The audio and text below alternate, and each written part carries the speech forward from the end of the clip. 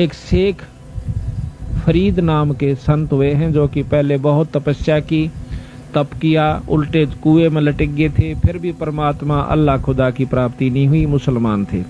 बंदी छोड़ कबीर साहब ने, जब उसने 12 वर्ष कुएं में लटकते हो गए और काग आगे आंख काट डरना, तो उस समय उस शेख फरीद ने न्यू कहा था, भाई कागो मेरे हाडा पर ऊपर कोई मांस बच रहा हो तो उसने खा लो, क्योंकि अस्थि पंजर हो गया था, उसका मांस नहीं रहा शरीर का ऊपर।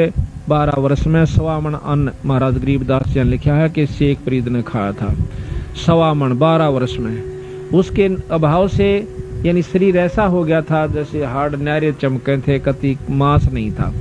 फिर भी उसने कहा कि भाई काग कव्यो, अगर मेरे शरीर पर कितना मांस का टुकड़ा बस क्या हो तो उसने खा लो, पर मेरी आंख ना खाइयो, हो सकता हमने परमात्मा अल्लाह का दीदार हो जावे, दर्शन हो जावे।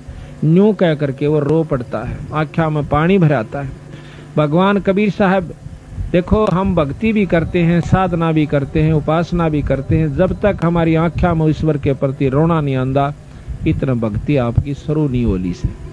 तो जब उसकी भक्ति शुरू हुई, वो रो पड़ा, जब भगवान कबीर साहब सतलोक से आकर वहां प्रकट हो गए थे और उसको बाहर निकाल लिया कुएं में, तो वह जो का तो जुगाड़ सा सारा जो बोला, भाई भगत जी तो किस लिए इसमें लटक रहा कुएं में? कि परमात्मा पाने के लिए, अल्लाह पाने के लिए, कि मैं तेरे सामने खड़ा, मैं अल्लाह हूँ, खुदा हूँ।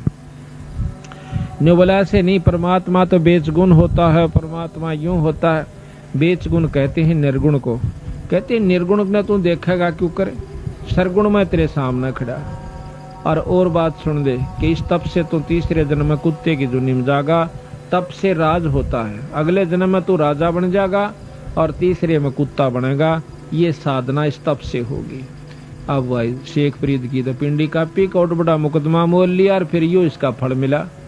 तो महाराज कहते हैं, बो है पेड़ बबूल का आम कहाँ से खा, बहुत रहे तुम की करे और बाट देखो आम लागन की। साधना भी गलत करो, मर पड़के को साधन शुरू भी करते हो तो वो भी गलत कर रहे हो। तो नो बोला जी फिर मैंने कोई रास्ता बता दो। रास्ता बताऊंगा, खाए का दा टूक, यानी फल खवाए, फिर उसको रोटी खवाए, कुछ फल खाओ। महाराज कहते हैं कि इतना ना खाओ कि आपका पेट भर जाए और आपको नींद आ जाए, ज्यादा नहीं छकना चाहिए। प्रथम अंजल संयम राखा है, योग युगत सब सतगुरु भाखा है, योग लक्षण सब सतगुरु भाखा है, यानी थोड़ा खावे, इतना खावा जितना आवश्यक हो, जरूरत से ज्यादा नहीं खावा, ना कति कम भी नहीं खावा कि जमा पेट में जो ना गड्ढन लाग जाए।